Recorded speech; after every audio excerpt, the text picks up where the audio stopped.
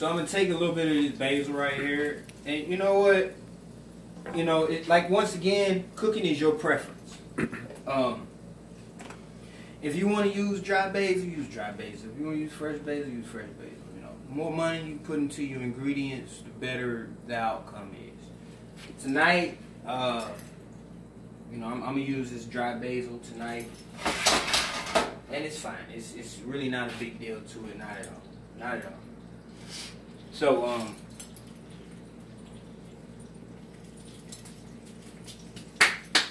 we're gonna throw in some basil.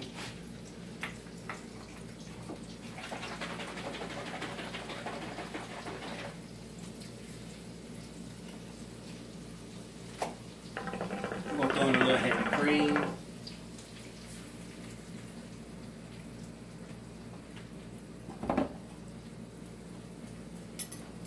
We're gonna throw in a little parm. Not too much.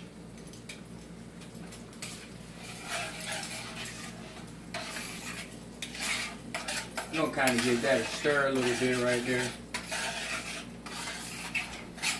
Just kind of let that thicken up a little bit. And no, I didn't use olive oil. I actually used 100% unsalted butter. If you know anything about butter, it's always best, if you're an actual cook, it's always best to use unsalted butter because it gives you the ability to correct the salinity of the dish.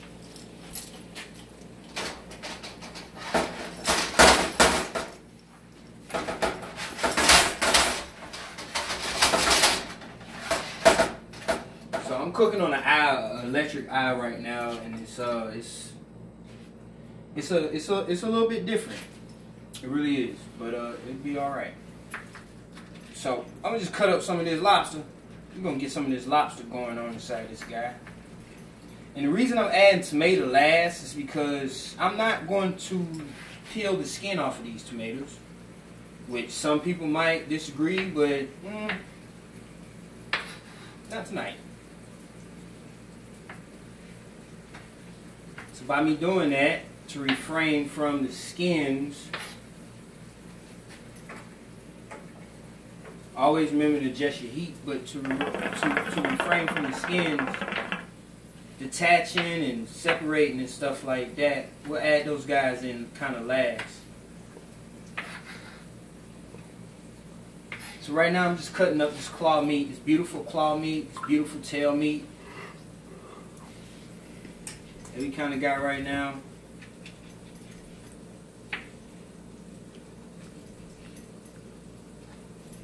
And throughout my videos, you guys will see that I use various different knives.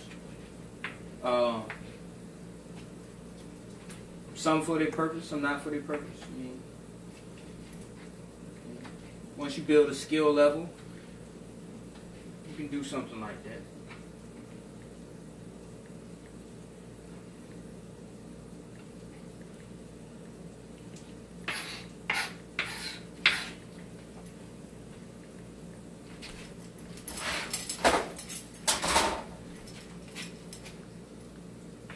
So the base sauce has basically begun to form. It's starting to thicken from the Parmesan cheese. I was a little worried there for a second, and maybe it wouldn't do that. But I think with the addition of the heavy cream, it really helped it out a lot. So, you know, without the body cavity meat, I mean, look at this. You know, I weighed this, and all of this came in right around about 2 pounds. So, I mean, like, when you look at lobster, 2 pounds of lobster, that is a lot of lobster. I mean, a lot of lobster. You see what I'm saying? So, I mean, it's going to make a very hearty dish. You add a little bit of shrimp, you add scallops, stuff like those type of sea animals. They add extra flavor, and they just boost up and just make the entire dish just more infatuating. So, back over here. So we got some lobster right now. We're gonna throw some of this stuff in here. Kind of let that, we're gonna throw this in there. We'll throw the body meat in there in a minute. Once again, it's lobster, guys, so don't feel bad about trying to scrape and get as much as you possibly can. No matter how much money you got, this animal is expensive. And so you want to make sure that you get every use out of it as possible.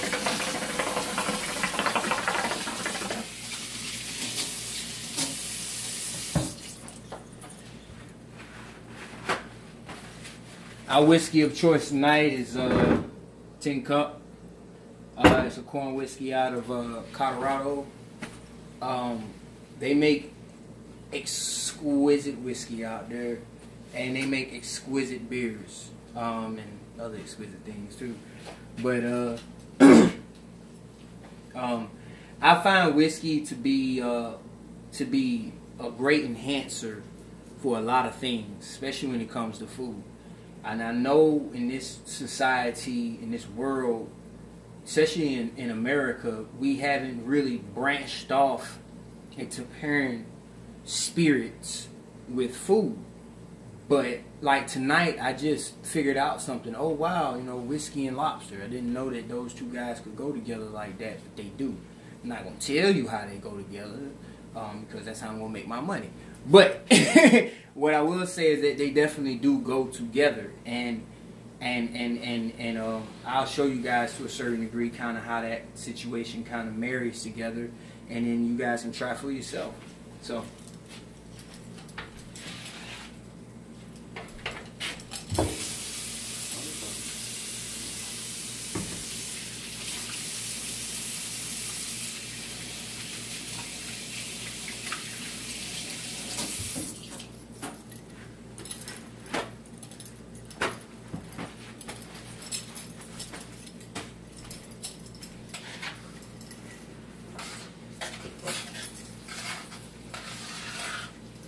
So I'm pretty sure a lot of you guys out there is kind of like wondering, oh, you're using a knife and it looks like it's Teflon and it looks like it can just be, you know, damaging to it. It's just like, well, once again, it's all to how you do things.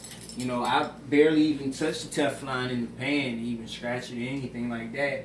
It's more so, you know, just basically lifting the food, kind of folding the food over and stuff like that. It's just technique. That's basically all it is. Technique. If you have technique, you know technique, then you're all good. There's no need for me to keep explaining. So, for this next phase right here, add a little bit more of this Parmesan cheese. We're going to add our salt and pepper. We're going to add our shrimp. We'll add a little bit more heavy cream.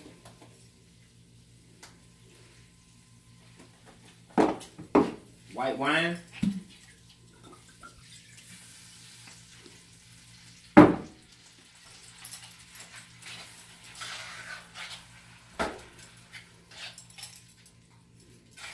So this is more scampi style.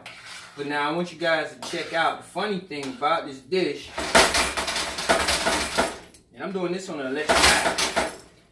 But the funny thing about this dish is that this dish is going to be baked.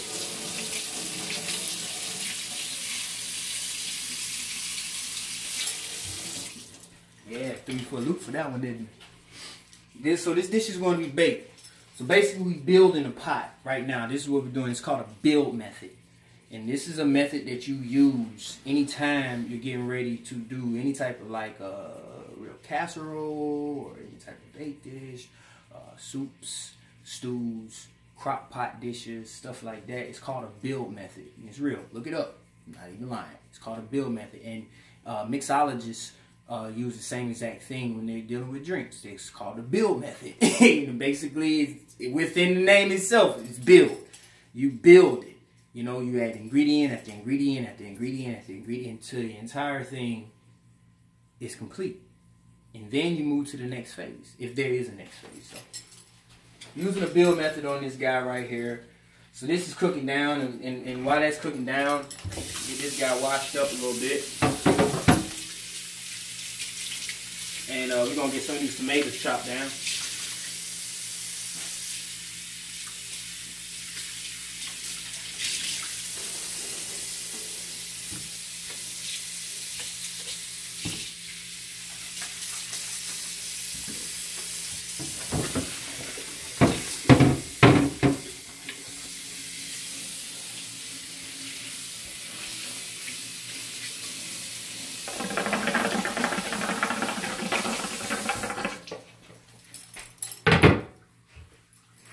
So, one of the main reasons I like using wood. Wood naturally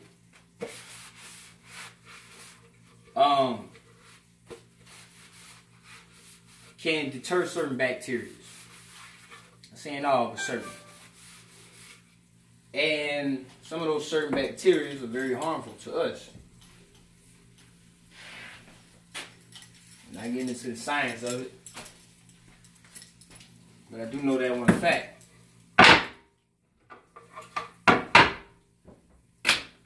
So, wood is good. Wood is good. So we got some fresh tomatoes right here.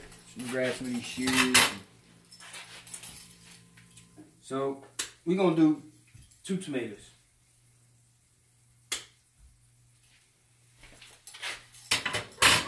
Okay.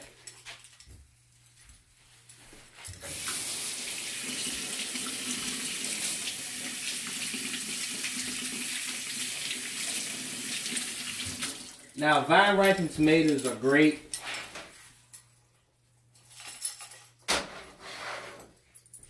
Because they vine ripened tomatoes. You know, I didn't ask when I bought these were they actually in season. So I can't answer that question for you at all. But what I can say is that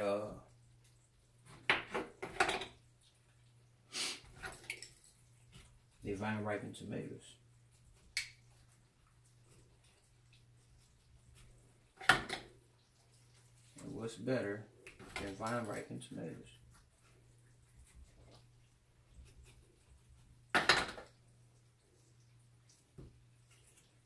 So how I just cut that tomato was called the pepper method. And basically why I cut that tomato, there's a lot of different ways you can cut a tomato. But why I cut that tomato that way was because I want length and small cubes. Once again, it's your preference. I can't stress that enough. For all my cooks out there, it is your preference. You create it how you want it to be. As long as it come out right. That's it. As long as it come out right.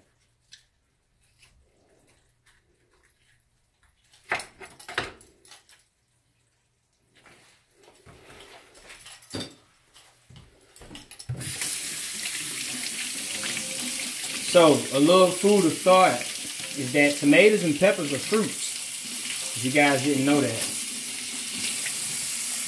You know, these fruits are these little ribs. The seeds kind of collect that.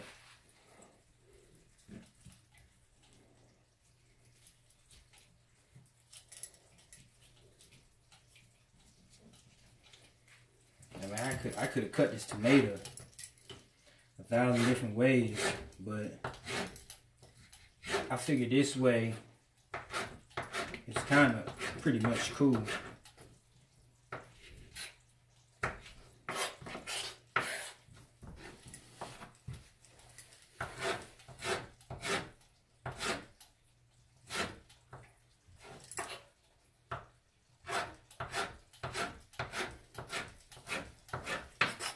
So once again, you know, it's just knife skills, man.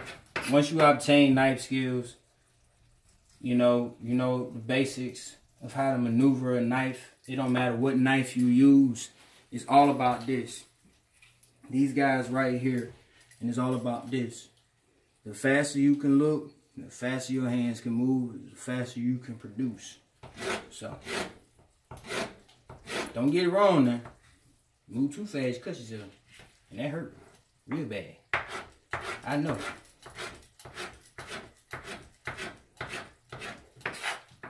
I can move a lot faster than this too.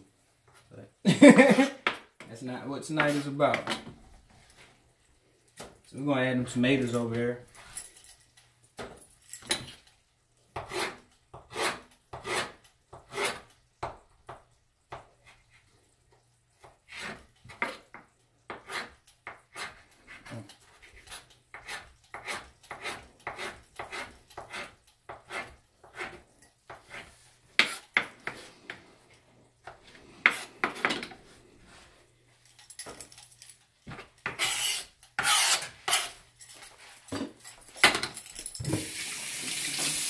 Now we got our tomatoes in there. This guy is cooking down and cooking down and cooking down. Yes, it is. Beautiful. Beautiful, beautiful, beautiful. Get over here, Ma. Let me get a look at this stuff, man.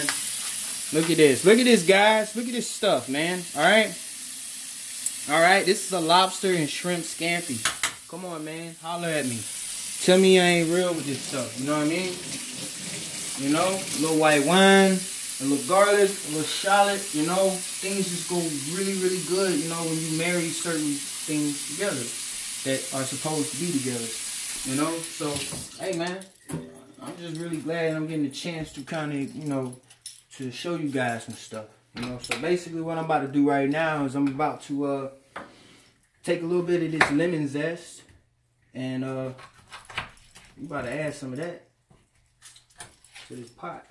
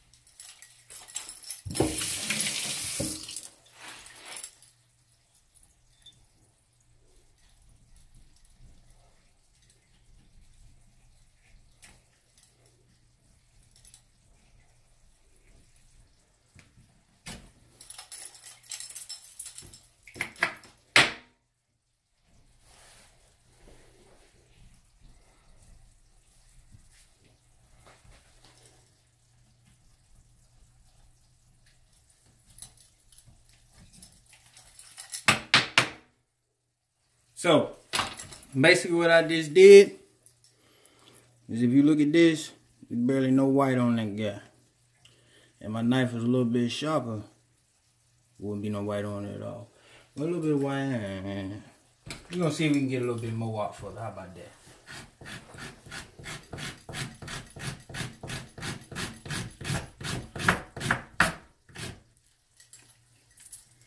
You want to get as much of that rind off as possible because that stuff is bitter.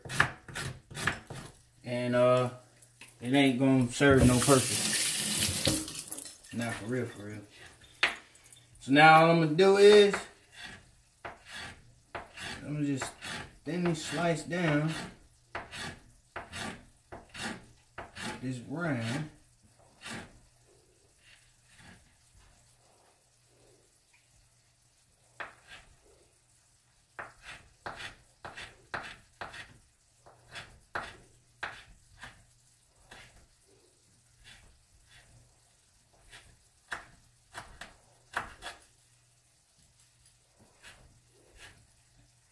And I don't have my 8-inch chef knife, so it's gonna be a little bit difficult to chop this guy down. But what I am gonna do, I'm gonna add a little bit of salt. It's just gonna give it a little bit of coarseness as I try to break this down a little bit more.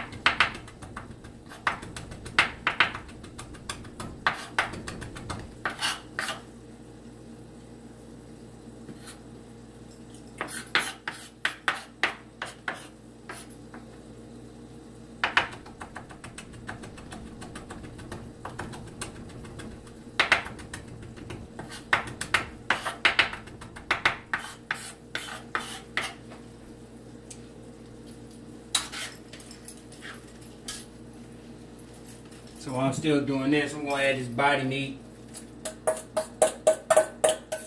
Oh yeah, y'all. This thing is lobster-tastic. Also, this meal costs a little bit too. So.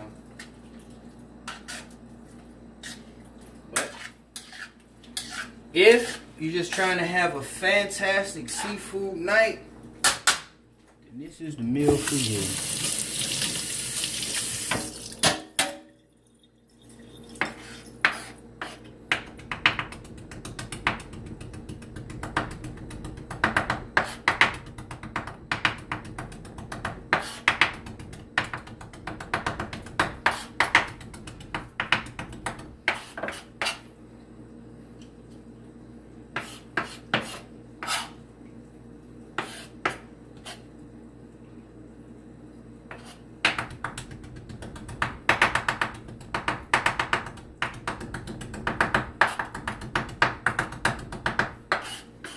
So I don't know if y'all remember that large slices and cubes of lemon that we just had, lemon skin. But now if you kind of look, it's starting to kind of pulverize a little bit. It is kind of like garlic. And the only reason that I'm really having to do it like this is because I don't have a zester. But I still want the oils out of the lemon skin. Like a zester kind of gives. So this is the next best step that you got. If you don't have the zester with you, get ready to start chopping. And but you'll still get the same results. You still get that powerful lemon flavor inside of there. You know, and then kind of once you get it down to a certain level, you kind of want to, you know, kind of bend your blade a little bit and kind of just chop in. You know. Same way backwards, just kind of just chop in backwards or frontwards, and just kind of keep doing it. You know, and the more you keep doing it, the more it'll just keep breaking down. You know, until you get it to a consistency that you like. And then so I use this finger as a blockade when I'm using this knife, especially this small 3-inch. Chop block knife, simply because it holds the actual spine of the knife. It refrains from it coming all the way back like that. So if you see, I ain't got as much, but right here, I can chop. So that's looking like a good consistency to me. Right there. We're gonna do that. All right. And we just gonna kind of stir it around a little bit. Once again, you know, I kind of know what I'm doing. This is kind of why I'm using this right here. If you don't know what you're doing, don't use a knife in the Teflon pan or anything of that nature, because you risk getting stuff inside your food. once again, I've been doing this for years, so you know, I'm not too much worried about it too much. But for anybody who's watching that often, you know, be mindful of that. Alright, so we're gonna take a quick break, and then when we come back, we'll get this dish dressed up and get it inside of the oven so you guys can enjoy with us. Catch you next segment.